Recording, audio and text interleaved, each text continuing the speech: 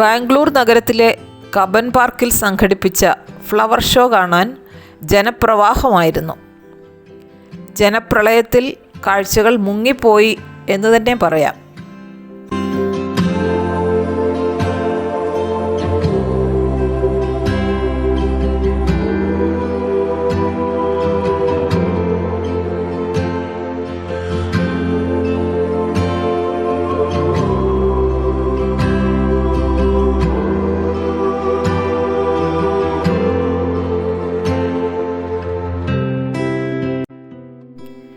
₹30 ticket നിരക്ക്.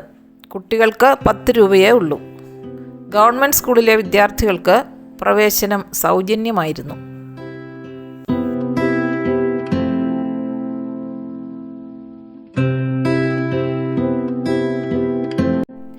ഫലവർഗ്ഗങ്ങളാൽ ഒരുക്കിയ ആന, പുഷ്പങ്ങളാൽ തയ്യാറാക്കിയ കോഴി, രഥം, ട്രാക്ടർ, മത്സ്യം തുടങ്ങിയ വിവിധ രൂപങ്ങൾ ഏറെ ശ്രദ്ധ ആകർഷിച്ചു.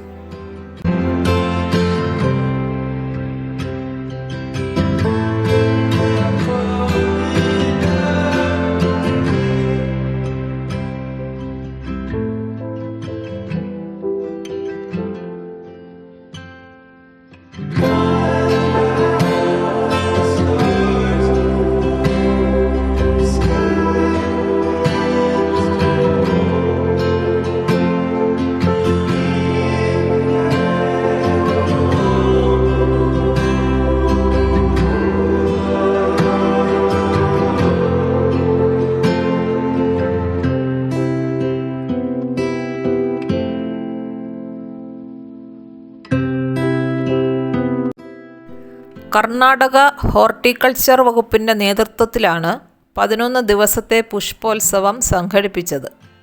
2015 കബൻ പാർക്കിൽ ആദ്യമായി പുഷ്പമേള നടത്തിയത്. പിന്നീട് 2017 18 നടത്തി. അതിനുശേഷം 2025 നവംബറിലാണ് ഇവിടെ പുഷ്പോത്സവം നടത്തുന്നത്. 38 ലക്ഷം രൂപയാണ് പുഷ്പമേളയുടെ ചെലവ്.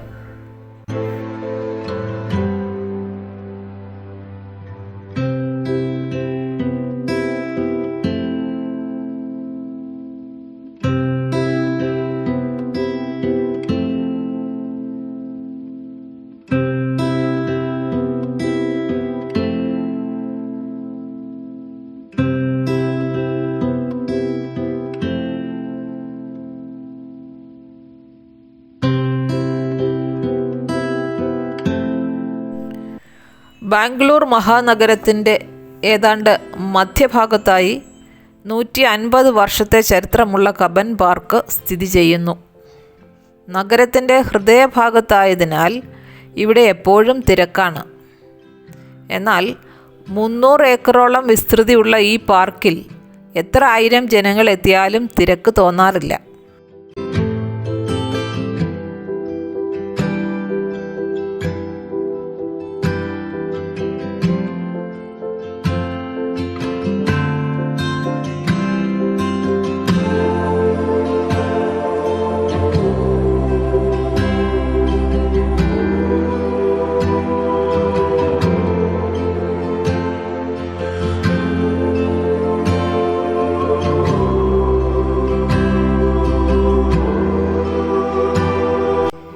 വലിയ മരങ്ങളാൽ നിറഞ്ഞിരിക്കുന്ന ചെറിയൊരു വനപ്രദേശം എന്ന് ഈ പാർക്കിനെ വിശേഷിപ്പിക്കാം.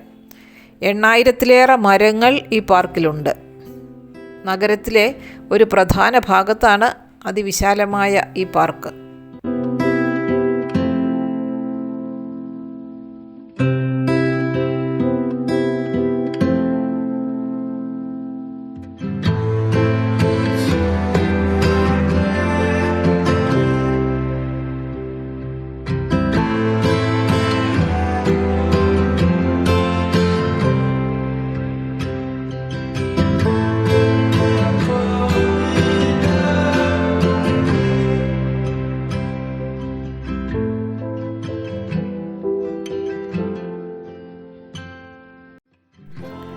ഹൈക്കോടതിയുടെ തൊട്ടു പുറകിലാണ് ഈ പാർക്ക്. സെക്രട്ടേറിയറ്റായ വിധാൻ സൗധയുടെ തൊട്ടടുത്താണിത്. കേന്ദ്ര സംസ്ഥാന ഓഫീസുകളിൽ മഹാഭൂരിഭാഗവും ഈ പാർക്കിൻ്റെ 4 ഭാഗത്തുമായി 1-2 കിലോമീറ്ററിനുള്ളിലാണ് പ്രവർത്തിക്കുന്നത്. ഗവർണറുടെ ഓഫീസായ രാജ്ഭവന് 500 മീറ്റർ അടുത്താണ് കബൻ പാർക്ക്. രാജ്ഭവൻ്റെ പുതിയ പേര് ലോക് ഭവൻ എന്നാണ്. സിറ്റി ബസ് സ്റ്റാൻഡായ മജസ്റ്റിക്കിൽ നിന്നും 4-5 കിലോമീറ്റർ ദൂരമേ ഉള്ളൂ ഇവിടേക്ക്.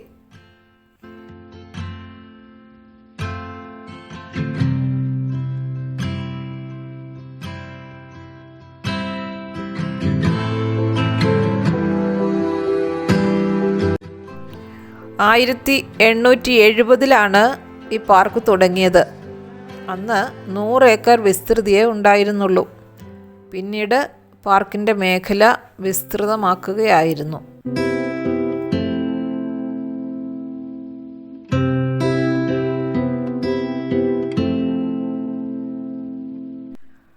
കബൻ പാർക്കിൻ്റെ വിശദമായ കാഴ്ചകൾ ഉൾക്കൊള്ളിച്ചുകൊണ്ട് ഒരു വീഡിയോ ഞാൻ മുൻപ് അപ്ലോഡ് ചെയ്തിട്ടുണ്ട്. താല്പര്യമുള്ളവർക്ക് 28-ാം നമ്പർ വീഡിയോ കാണാം.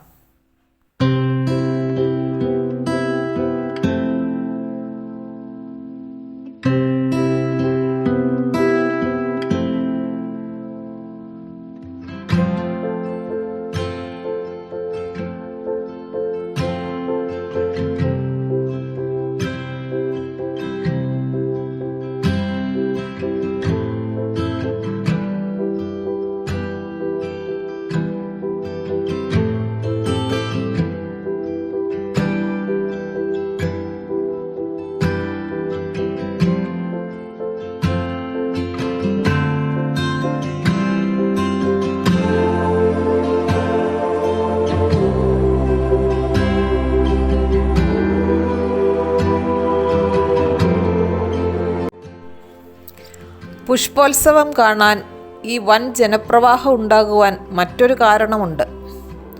ബാംഗ്ലൂർ നഗരത്തിൽ 1,44,00,000 ജനങ്ങളാണുള്ളത്. അവരിൽ ഒരു ചെറിയ ശതമാനം എത്തിയാൽ പോലും ഇവിടം നിറഞ്ഞു കവിയും. എറണാകുളം നഗരത്തിൽ 7 ലക്ഷത്തോളം ജനങ്ങളും തിരുവനന്തപുരം നഗരത്തിൽ 10 ലക്ഷത്തോളം ജനങ്ങളുമാണുള്ളത്. അതിൻ്റെ എത്രയോ ഇരട്ടിയാണ് ബാംഗ്ലൂർ സിറ്റിയിൽ. നഗരത്തിലെ ജനബാഹുല്യത്തിൻ്റെ ഒരു പരിച്ഛേദമാണ് നാം ഈ പുഷ്പോത്സവത്തിൽ കാണുന്നത്.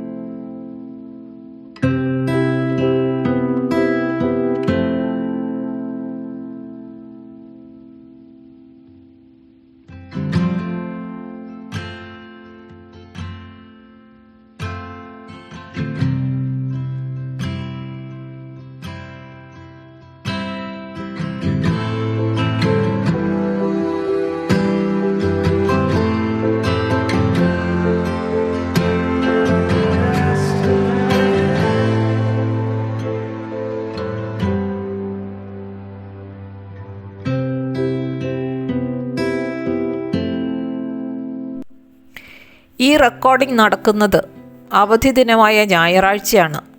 ആയതിനാൽ കാഴ്ചക്കാരിൽ ഭൂരിഭാഗവും യുവതീയുവാക്കളാണ്.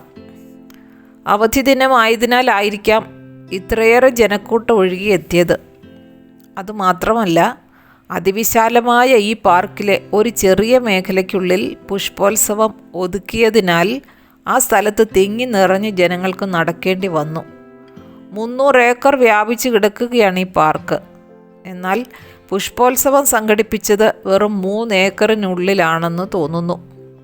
ആയതിനാൽ സ്വസ്ഥമായി നിന്ന് പൂക്കൾ ആസ്വദിക്കുവാൻ ഇവിടെ എത്തിയ ജനക്കൂട്ടത്തിന് സാധിച്ചില്ല എന്നതാണ് വസ്തുത. ഇതിൻ്റെ വീഡിയോ പകർത്തുവാനും ഏറെ ബുദ്ധിമുട്ടേണ്ടി വന്നു.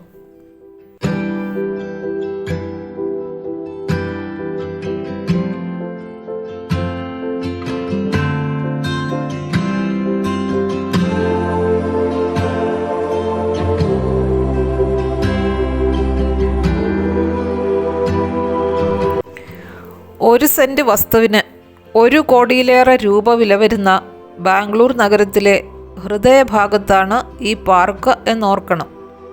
അപ്പോൾ ഇവിടെ വസ്തുവിൻ്റെ വില നമുക്ക് ചിന്തിക്കാവുന്നതേ ഉള്ളൂ.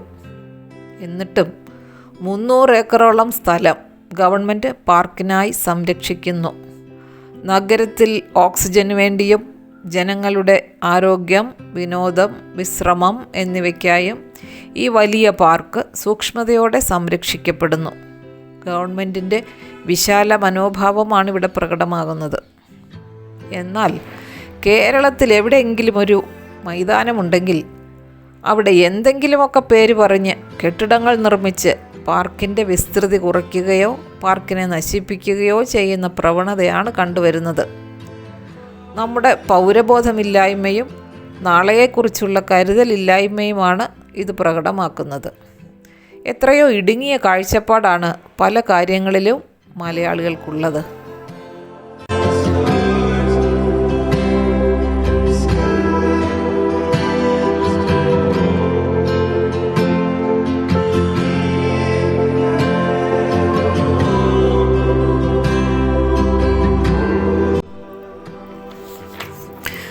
Cubbon park, Lalbagh, Bannerghatta national park എന്നിവയാണ് ഇവിടുത്തെ വലിയ പാർക്കുകൾ. എന്നാൽ ഓരോ റെസിഡൻഷ്യൽ മേഖലകൾക്കുമായി ചെറിയ പാർക്കുകളുമുണ്ട്. 1/2 ഏക്കർ മുതൽ 2-3 ഏക്കർ വരെ വിസ്തൃതിയുള്ള ചെറിയ പാർക്കുകൾ എല്ലാം വളരെ ഉത്തരവാദിത്വത്തോടെ പരിപാലിക്കപ്പെടുന്നു. അപ്രകാരം ഈ നഗരത്തിൽ 1200ഓളം ചെറിയ പാർക്കുകളാണുള്ളത് എന്നോർക്കണം. ഒരു കോർപ്പറേഷനായി പ്രവർത്തിച്ചിരുന്ന ബാംഗ്ലൂർ നഗരത്തെ ഭരണസൗകര്യത്തിനായി 1 മാസം മുൻപ് 5 കോർപ്പറേഷനുകളായി വിഭജിക്കുകയുണ്ടായി. ഓരോ കോർപ്പറേഷൻ്റെയും പരിധിയിൽ വരുന്ന പാർക്കുകളുടെ പരിപാലനം അതാത് കോർപ്പറേഷനുകൾ നടത്തിവരുന്നു. വളരെ കാര്യക്ഷമതയോടെയാണ് പാർക്കുകളുടെ പരിപാലനം. ഞാൻ താമസിക്കുന്ന വീടിനോട് ചേർന്ന് ഒരു പാർക്കും ഒരു ഗ്രൗണ്ടും ഉണ്ട്. എത്ര ശ്രദ്ധയോടെയാണ് ജീവനക്കാർ അത് പരിപാലിക്കുന്നതെന്ന് കണ്ടറിഞ്ഞിട്ടാണ് ഞാനിത് പറയുന്നത്. ഓരോ ദിവസവും എങ്ങനെ മോടി കൂട്ടാം, എപ്രകാരം പുതിയ ചെടികൾ കൊണ്ടുവയ്ക്കാം എന്നീ കാര്യങ്ങളിലെല്ലാം അവർ ശ്രദ്ധ ചെലുത്തുന്നത് ഞാൻ കണ്ടറിഞ്ഞിട്ടുണ്ട്.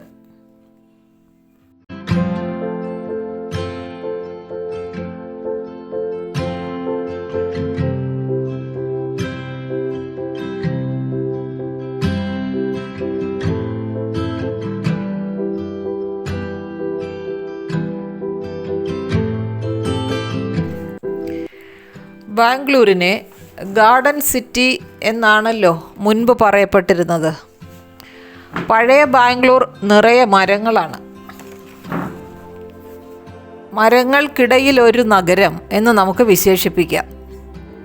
ചില പ്രദേശങ്ങളിലെ റോഡുകളിൽ വെയിലിന് കടന്നു ചെല്ലാൻ പ്രയാസം. എപ്പോഴും ഈ റോഡിൽ തണലായിരിക്കും. മുകളിലേക്ക് നോക്കിയാൽ ആകാശം കാണാനാവില്ല. റോഡിന് ഇരുഭാഗത്തെയും മരങ്ങൾ തമ്മിൽ പിണഞ്ഞ് ഇലപ്പന്തൽ സൃഷ്ടിച്ചിരിക്കുന്നു. കൂടാതെ നഗരത്തിൽ 1200 പാർക്കുകൾ, ഒപ്പം വലിയ 3 പാർക്കുകളും. ഇവയെല്ലാം കൂടി ചേരുമ്പോൾ ഈ നഗരത്തെ പൂങ്കാവന നഗരം എന്ന് വിശേഷിപ്പിക്കുന്നത് തീർത്തും അനുയോജ്യം തന്നെ.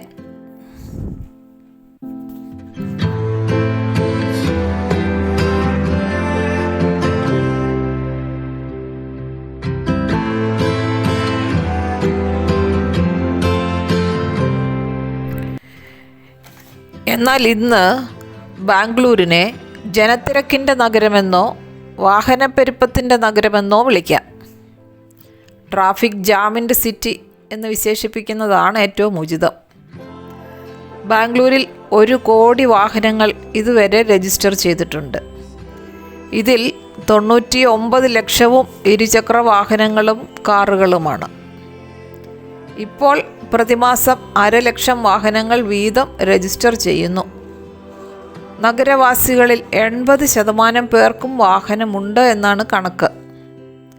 സിറ്റിക്കുള്ളിലെ ഗതാഗത സൗകര്യത്തിനായി Bangalore metropolitan transport corporation BMTC എന്നറിയപ്പെടുന്ന കോർപ്പറേഷന് കീഴിൽ 7000-ഓളം ബസ്സുകളുണ്ട്. അവയെല്ലാം നഗരത്തിലൂടെ നിത്യവും ഓടിക്കൊണ്ടിരിക്കുന്നു.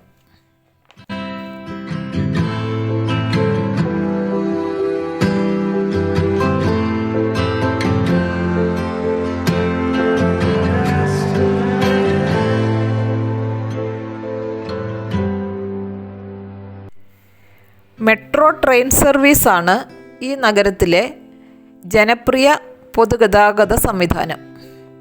96 കിലോമീറ്റർ ദൂരം നഗരത്തിൽ മെട്രോ റെയിൽ പാതയുണ്ട്. നഗരത്തിനടിയിലൂടെയും മുകളിലൂടെയുമായി മെട്രോ ട്രെയിനുകൾ ഓടിക്കൊണ്ടിരിക്കുന്നു. ചിലയിടങ്ങളിൽ നഗരത്തിലൂടെയും ഓടുന്നു. ഒരു ദിവസം 10 ലക്ഷം യാത്രക്കാർ നഗരത്തിലെ മെട്രോ ട്രെയിൻ സർവീസിനെ ആശ്രയിക്കുന്നു.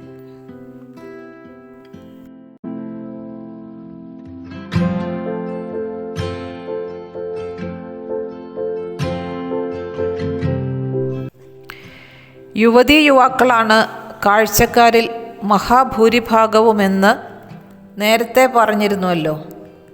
ഇതാ ഈ കൂട്ടത്തെ കാണുക. 90% കുട്ടികളാണ്. ഇന്ന് നഗരത്തിൻ്റെ കലാലയങ്ങൾക്ക് അവധിയാണ്. IT മേഖലയ്ക്കും അവധിയാണ്. അവരെല്ലാം കൂട്ടത്തോടെ എത്തിയിരിക്കുന്നു. കോളേജ് വിദ്യാർത്ഥികളുടെ ഒരു സംഗമമായി നമുക്കിതിനെ കാണാം.